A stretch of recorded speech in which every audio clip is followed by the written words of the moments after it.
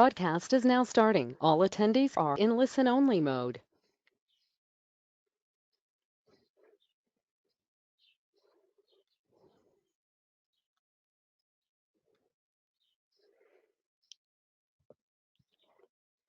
Good morning, everybody. Christine Good Western. morning. Good morning. Susan is here. Susan Wilson is here. Celebration.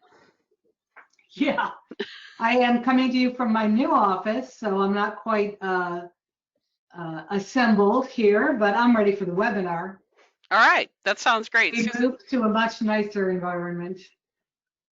that's I'm very fabulous. pleased. It will It take you is. a bit to get settled in. I see a question has come up before we've even gotten started. Morning. Hey, Already. good morning. Good morning. Byron Good Bullock morning. up there in Northwestern, up in Freeport. It's good to see everybody online here this morning. We'll go ahead and get ourselves started. Let me just make sure that I have everything going. I do. All right. Very good. Uh-oh, I lost you. Hold on. How do I get you back? I don't There you know. are. Okay, Okay. All right. I'm happy now. So just want to give a shout out. We are talking about Roma today, obviously. And this is about, I think we're going to focus mainly on assessment, but how to be very practical about Roma. And I think to kind of take away some of the, I don't want to call it fear, but kind of the, I don't know, how sometimes we view Roma as something that is an add-on, and it truly is not. And so we want to kind of dissect that for all of you today. But I want to give Reduce the intimidation. yeah, perfect. Well said. But I want to give a shout out. This is a collaboration webinar. DCEO supports these webinars. We're grateful for their partnership and leadership in the state, and props to all of us who want to learn more about Roma. Christine, this morning I asked my husband if he wanted me to send him a link so he could join our webinar, and he said no. Well, he's missing out. I can attest to that. Yeah, and I will say that we may see my husband's face at some point, but just roll with me on that. And my dog is here with me as well. So Otto is my colleague in all of these presentations. So there's our mugs. Susan is dually certified, both as a trainer and an implementer.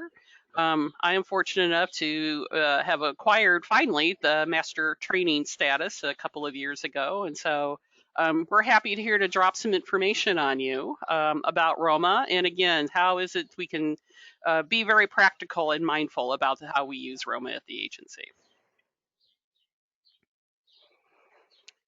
As is our practice, we want to start with the promise of community action, a reminder of the work that we do, how important it is, and how it is, especially during this time, how we have to be connected, whether it's remotely or just in the use of Roma. So whether you want to say it aloud with us or silently, let's listen into the promise of community action.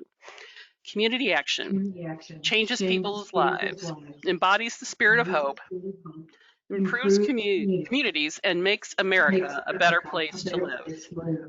We care about the entire community, and we are dedicated to helping people help themselves and each other.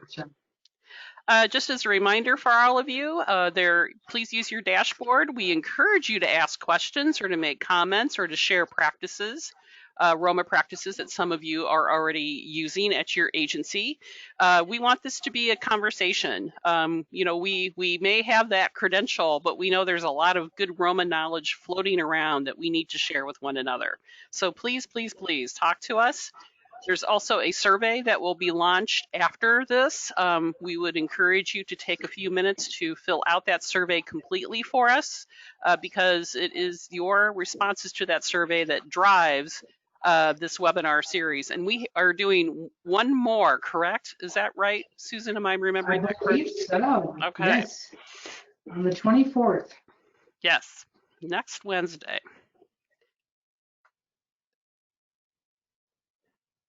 All right, our first slide says work harder.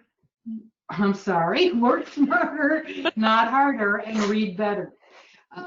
This is what ROMA does. ROMA gives us a roadmap, the tools for visualization. It gives it clarity to our work.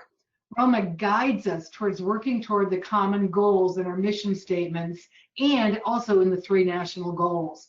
ROMA is not in addition to our work. As Christine said earlier, it's a clarification of it. It's not intimidating. It makes things easier. And just to remind all of us, we do have, this is all about performance management, right? We need to tell our story about what we're doing at the agency level and how we're making change. And so just to remind us that we are connected into this performance management framework.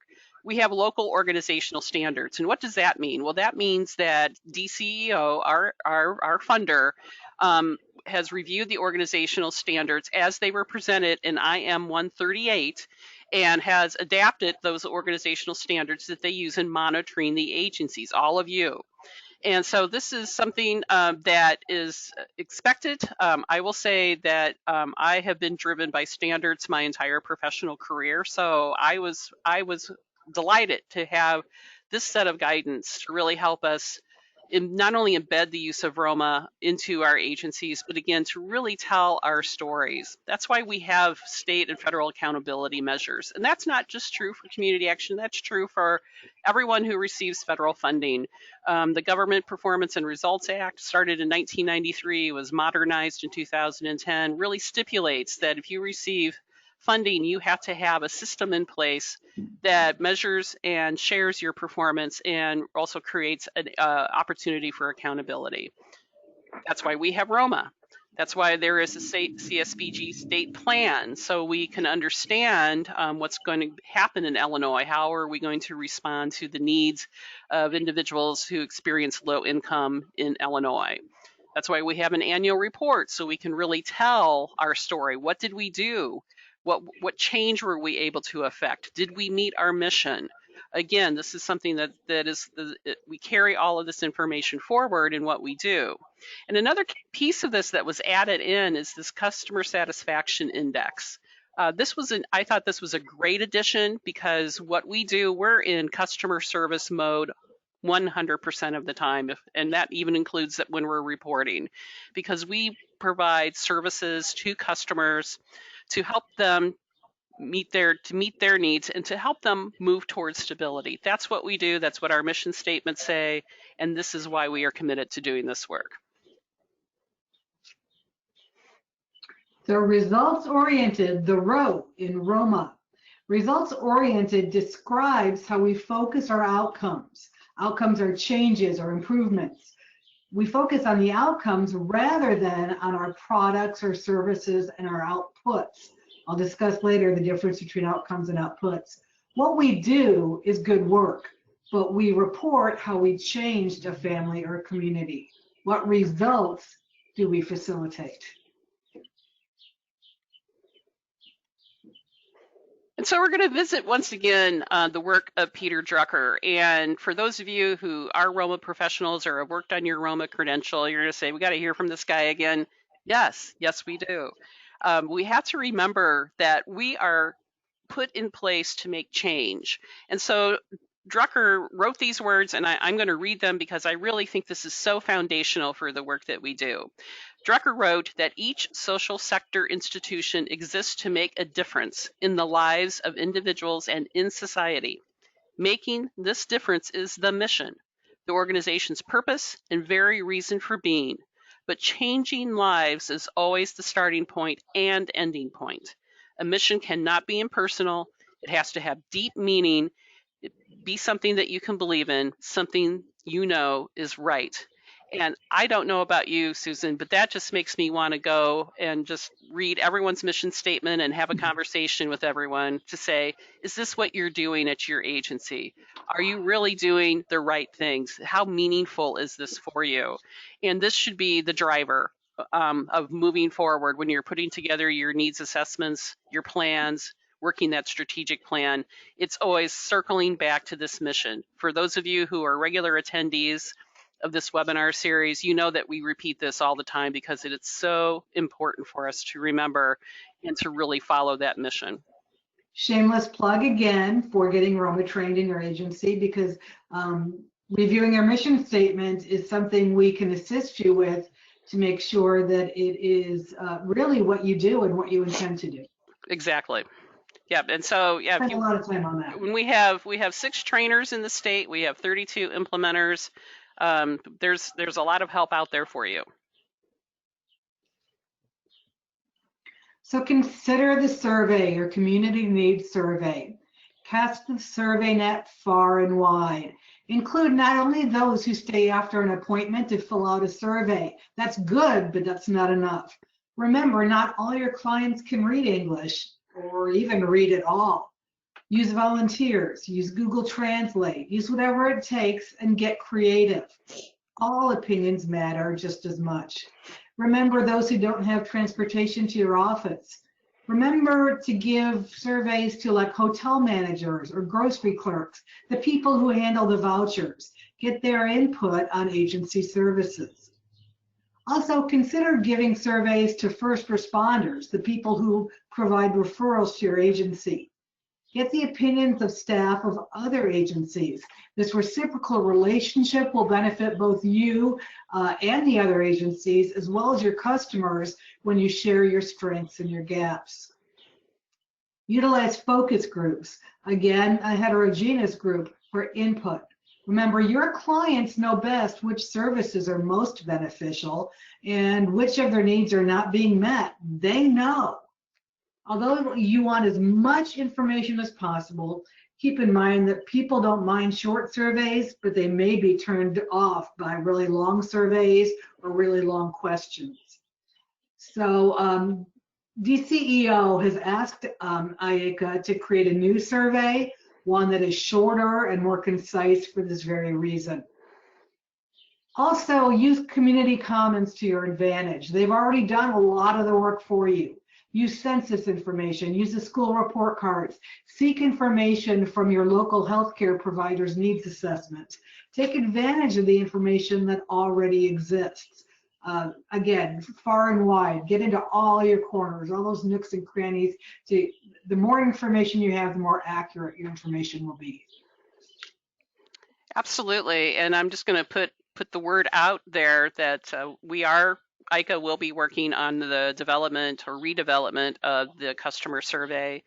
We will probably pull together a team of some of you who boots on the ground in the field to help us figure out the best way to craft those questions and to get it out. So we need you to be a part of our key informant piece of this. So we truly have to understand what assessment is. And this shouldn't come as a surprise to everyone, but we assess daily. We're constantly assessing things, right? I think the most common assessment that we do, at least we do in our house, other than getting up in the morning and doing that check to make sure that all your body parts are functioning, is that we put together meals, right? Especially so during this time. I know that I have probably done more creative cooking in the last 3 months than I ever have in my entire life. But that also means you have to be very direct about how you're going to do this, because you want to limit your time out when you're out shopping, and you want to be very clear about what you need. So, and this is something actually that our family has always done, is that we do weekly meal planning, and I call that I have a whole logic model that I developed for that. Of course you do. Yes, and it's on our refrigerator every week. And this is what we do: that we put together our meal plan. We figure out the grocery shopping, what we need, what we already have in the house. Then we figure out also, if we need recipes or want to try something new, we make notes of where those recipes are. And then we begin our whole implementation, and we love to implement. The planning part is really fun. We've assessed what we want to eat. We figure out. You're so Roma. In every breath I take. But we put this together every week, and it's very clear. And we've done that. We started doing this when our children were little. I was working at ICA at the point, and I said, why don't I do this just as a daily practice or a weekly or daily practice? And it became actually a place that the kids still, the first thing that if they walk into the house, I know that our son does it, he looks at the refrigerator to see what we're having for dinner and what activities do we have organized for ourselves. So again, this is something that we do. And then at the end of the day, when you've had that meal, hopefully you evaluate how it was. Is this recipe a keeper? Will we have this again? Is there some adaptive practices that we need to change in order to make this meal better? Was the timing right? So again, this is just an example of how we understand assessment as human beings. We do it all the time, whether you're planning for a vacation, whether you're planning to do a project, maybe you're building a deck or painting a bathroom. You do all of this cycle, this ROMA cycle, every moment of when you're breathing. I can't say enough about it. It may not be the best example of planning your meals, but I think it does fit very well. No, I like it because it shows that it's Roma is not something new or something additional. You already do that. You already plan things, like you said, whether it's meals or vacations, and then you assess whether or not you did well or could you change it. And sometimes, if you're remodeling, you make some changes afterwards. You assess what you've done, and then you plan for changes and you implement those changes, and you keep doing it until it's the way you want it. So, no, Christine, that was really good. All right, I appreciate that, Susan. Thank you. And my neighbor dog is barking now, just in case you were wondering.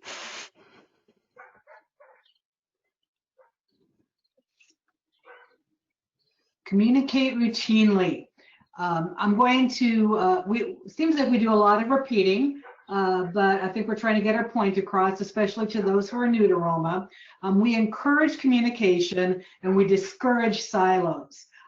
It's important to attend interagency meetings. Seek out what other agencies and other programs have discovered. Many other agencies in your region share the goal of reducing the effects of poverty, so you're partners in this. Remember that providing services isn't the goal of our agencies. The goal is changing lives. So use available resources to meet that goal and communicate. Talk to each other within your department, within programs, among agencies, and even other, like I said, the hotel clerks who take your vouchers. Talk to them. How can you make this easier for them? How can you make this better for the clients, the customers? So communicate. Yeah, communicate is really the best way for us to really bring those silos down. Thank you, Susan. I really appreciate the reminder of that. So you also want to commit to data. And again, this might sound somewhat repetitive, but this is why we bring this forward, because it is so important. So create and use a data plan. I don't know if any of you do that, if you have a process that you've put in place. I know that you're saying, oh, Christine, I have to develop another plan. Yes, because this really helps clarify what data are you collecting? How is it you're going to analyze it? And how is it that you're going to use it? We understand, we've talked about it multiple times about qualitative and quantitative data, the types of analysis processes that you can use. It should be embedded and routine across the entire agency, again, so you're getting accurate analysis of your data. And you want to ask questions, and you want to ask tough questions sometimes, because I know that back in the day, back when community action first started in 1964, quite frankly, everybody believed that 100% participation was feasible and realistic, in which everybody who came to the agency was going to be successful. These are the types of mindsets that we started out with because we were eager to get started and we knew that individuals and communities needed help. But that has changed. That has changed dramatically. That's why we had the Government Performance and Results Act, because our federal funders were not satisfied with the numbers that we were giving them. So it's important for us to really be very clear about our data collection processes, to question, are we being successful, and that you use that data to establish agency priorities. Again, you have to have this deep commitment to data in order to make ROMA work.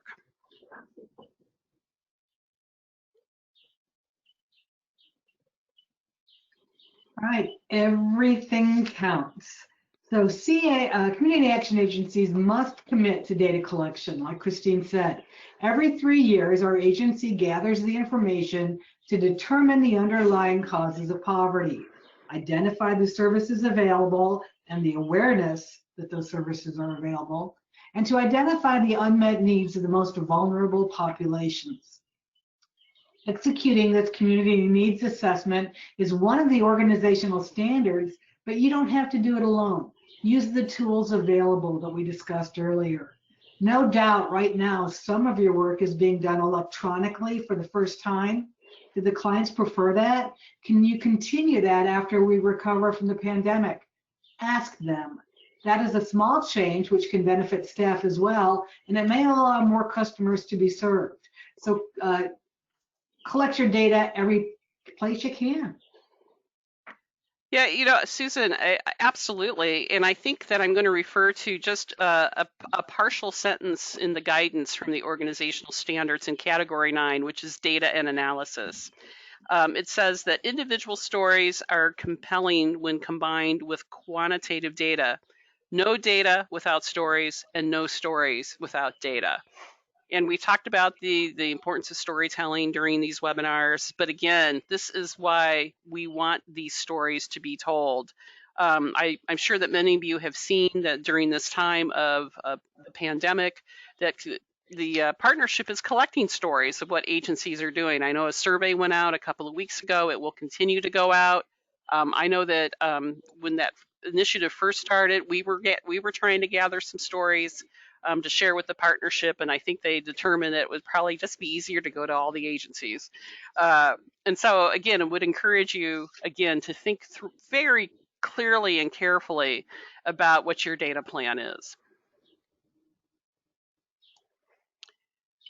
So this is also where you have to truly consider customer satisfaction. I've talked about customer satisfaction, I think the entire time that I've worked at ICA. And, a true story on myself that when I started my original career back in the day, I worked for the state of Illinois, and I worked for the Illinois Commerce Commission, and I worked in their consumer services division, which meant that I spent the bulk of my day talking to individuals who were public utility consumers across the entire state. As you may suspect, most of my calls were from Chicago and the suburbs. So I was talking about Commonwealth Edison and Peoples Gas and Northern Illinois Gas. All of those have been kind of sucked up by some of them have been sucked up by other utility companies. But I had to learn very quickly that customer satisfaction is a high priority. And how is it that we can talk to customers, work with customers, relate with customers, and build those relationships so those customers walk away satisfied with the service that you have provided? It is part of ROMA Next Generation, as we really kind of spoke to in the beginning of this webinar. But also, you have to consider customer trust. And this is essential, especially during this time, because you are connecting with customers remotely. That experience is very different than it was if it was a face-to-face encounter. So you have to think of ways of building trust that may be ways of asking different questions, starting out with newer questions, ask how they are feeling, to really dive into that relationship. You're not building a personal relationship, it's a professional relationship, but you have to be very cognizant of that. You want to also think about that customer experience. What is it that they're experiencing when they do interact with you? How is it that they're reacting? How is it that they're feeling? How is it that they're organized to provide all of this information to you? I know that, for example, LIHEAP has changed their dates of when they're going to start accepting new applications. There's a big shift there. And I think that that's something that's going to impact the customer experience, and some more explaining is going to have to happen. So when you're working with your staff, when you're learning the programs and all the parameters of the programs, make sure that you break it down into language that's understandable. This is not a time to and these systems are complicated. So help your customer understand the system. This is where it's valuable to have a family credential. There's FCD training, obviously. We are transitioning that to remote.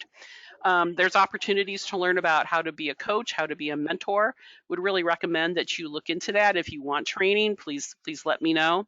And this is also a time to become trauma informed. I think it's interesting. I've been following quite a bit of the work that's been emerging, certainly during this time. We have two pandemics essentially that we're really having to figure out, and part of that is because we see so many people being exposed to trauma, especially now. And so becoming trauma informed, I think, is particularly important if we want to provide good customer service. And then finally, but probably most importantly, that we have to be culturally competent.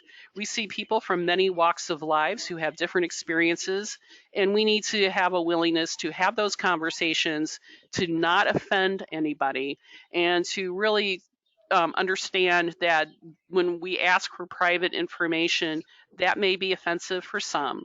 And how is it that we can frame that ask from a way that is very culturally competent? So I would encourage you all to think about that in a very deep way and to consider your processes and how you connect with your customers. Thank you for your wisdom, Christine. Okay, outputs versus outcomes. We are frequently asked for a clarification between these two terms. An output is a service. An outcome is a measurable change. The difference between an output and an outcome is the difference between providing and improving. It's a service versus a change. Although when I say change, I could mean maintaining a stable situation. Here are some examples that will clarify. Output is class attendance. Outcome is increased knowledge, measurable change. Output is installing a new furnace. Outcome is the family's ability to stay in their home. So this is maintaining a stable condition. They can stay in their home now because of the new furnace. Output is giving a college scholarship. Outcome is an individual earning a degree. An output could be providing a hotel voucher. The outcome is that the family is safe for the evening. An output would be job training. Outcome is becoming employed. So outputs are most often expressed numerically. We insulated X number of attics. Outcomes should be quantified too. An example of quantified outcomes would be 14 out of 15 homeowners reported lower utility bills. Or maybe 12 out of 15 customers said they felt safer in their homes knowing their furnaces weren't leaking carbon monoxide. 13 of 20 customers who completed the nutrition education reported that their overall health has improved. Again, an output is a service provided, an outcome is a measurable change, or possibly the avoidance of a negative change. Thanks, Susan. It's always good to have clarity on outputs and outcomes because I do think we easily confuse them. Thank you. Common question. It is, very much so. And so now we want to think about considering success. So again, I'm kind of throwing this back to 1964, in which we wanted our customers to be 100% successful. That was a mindset, a community action. And I would have to say that in some respects, some of that mindset still exists. And not that there's anything wrong with that, because the desire is to have all of our customers be successful. When we write our mission statements, that's kind of the vision that we have in our mind, is that we want everyone to be successful. The reality of our world is that simply can't happen for a multitude of reasons that you all know that I don't need to go into with all of you. But when we think about success, we have to think about success on both sides too. We want our customers to be successful, but our agencies being successful. What do our numbers look like? Again, how is it that we're interacting? How is it that we're connecting? How do we know that customers are successful? How do we follow up with them? How can we find out, have you moved to stability? Did you maintain that job that you got, 30 days ago or 60 days ago? Have you been able to continue to feed your family? Are you paying your rent? Again, these are questions that we need to really understand and dive into, and not have not be afraid to ask those questions. We don't also want to view it as something that's very rote, that's routine. Again, because we are in the business of changing lives, we really want to make that deeper connection. We, again, 100% never possible by any means, but we also have to commit to being as successful as we possibly can be.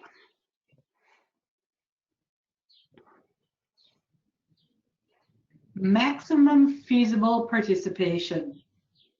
It is our job to reach out to the most vulnerable populations.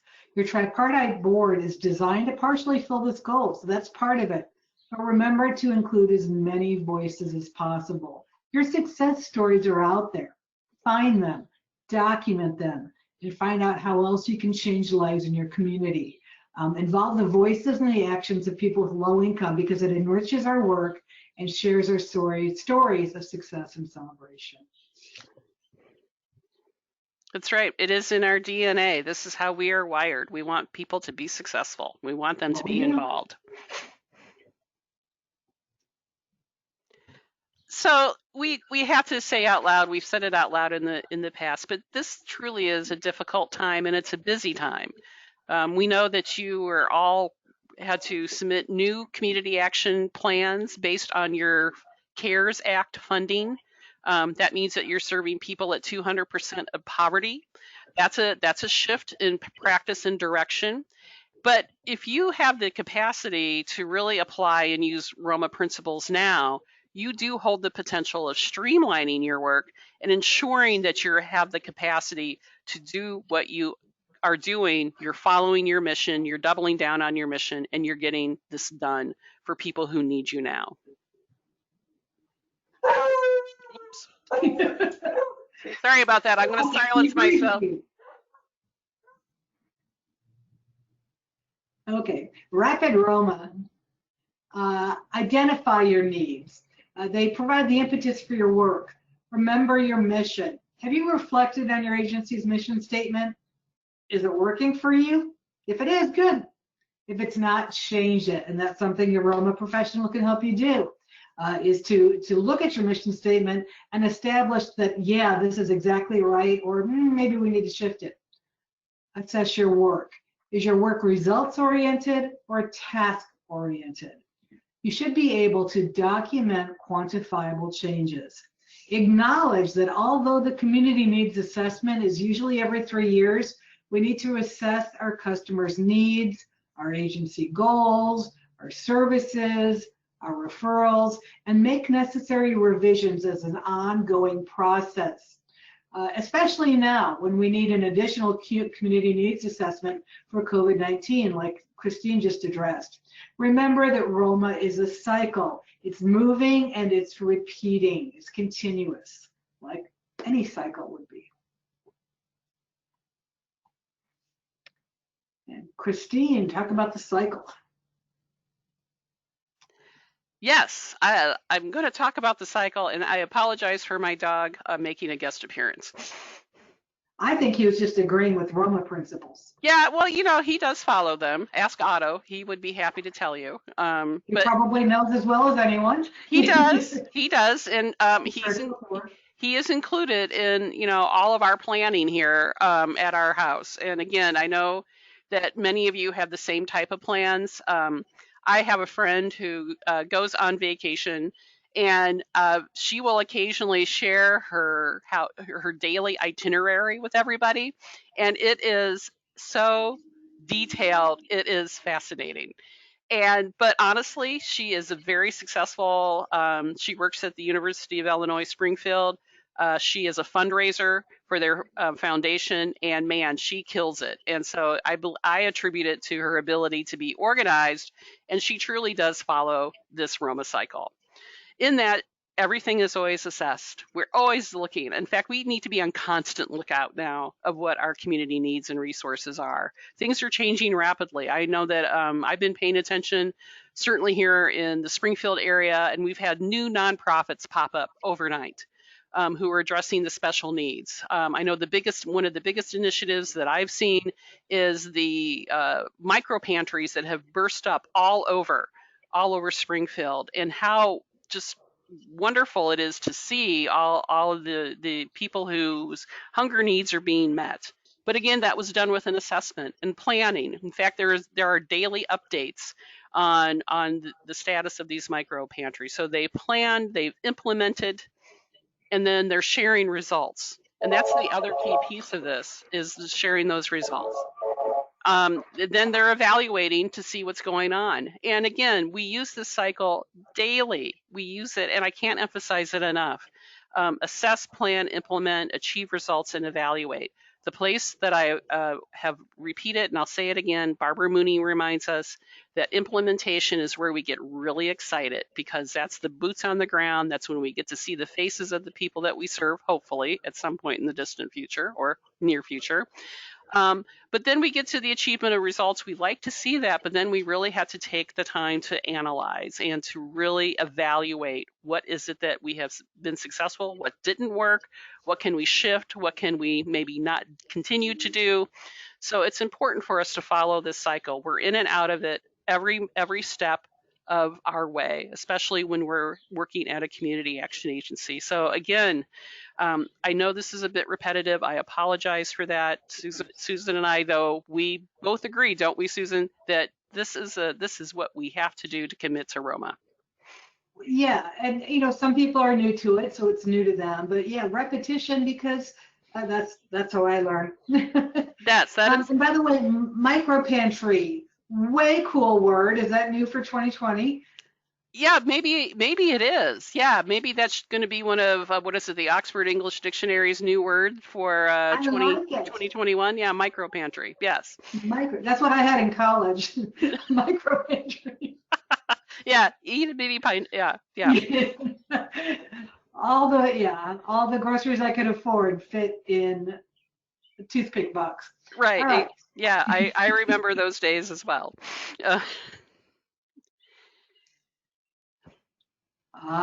The national theory of change. If you look, or I'm sure you have this posted in your office, but you can look under core principles. It states that we are to recognize the complexity of the issues of poverty. So who better to tell us the complex issues of poverty than those in poverty? We need to avoid making assumptions. We do need to maximize the participation of people with low incomes so we get to the root source of the issues and how to address them. That's part of the theory of change.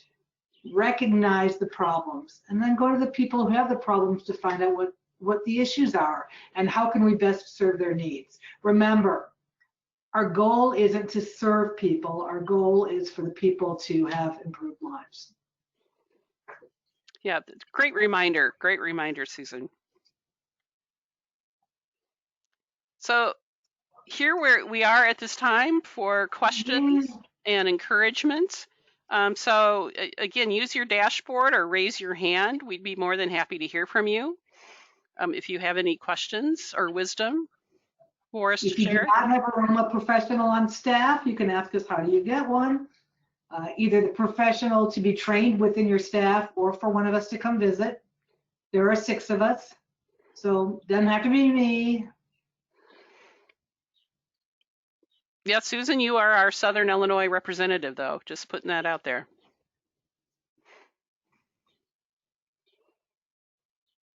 Depends how you define Southern Illinois. Well, that's a good point. Some people it's south of I-80, some people south of Springfield.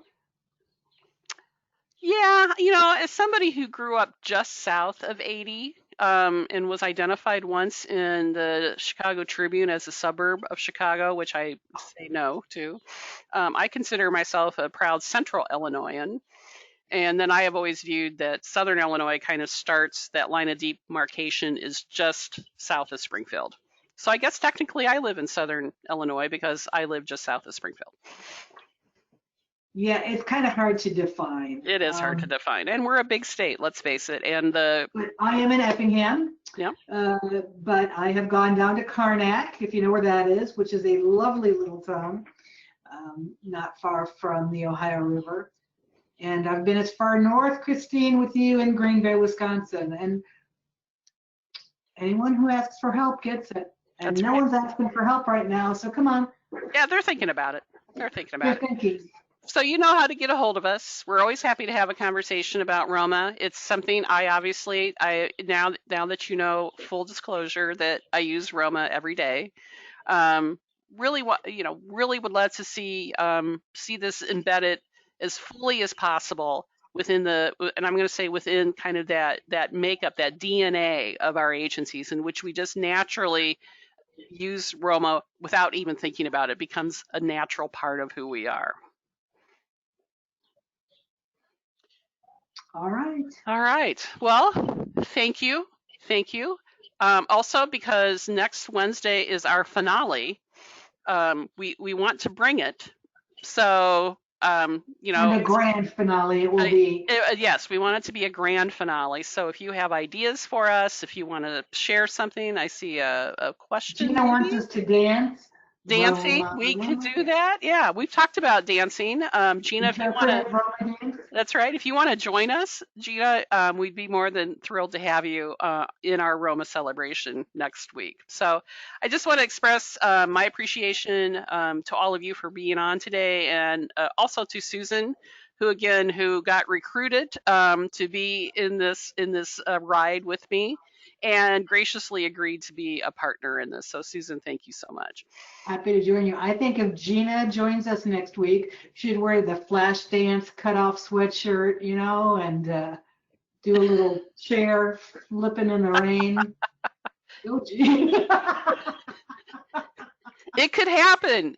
And imagine, it would be kind of exciting. So as a reminder, we do record all of this, and we do post this on the ICA YouTube channel. We were a couple of weeks behind, but we've gotten it all caught up again. So we would encourage you to share this with your peers and your colleagues, and we'll see you all next week, right? Susan, take good care of yourself. I look forward to it. All right. Bye-bye, everybody. Bye, everyone.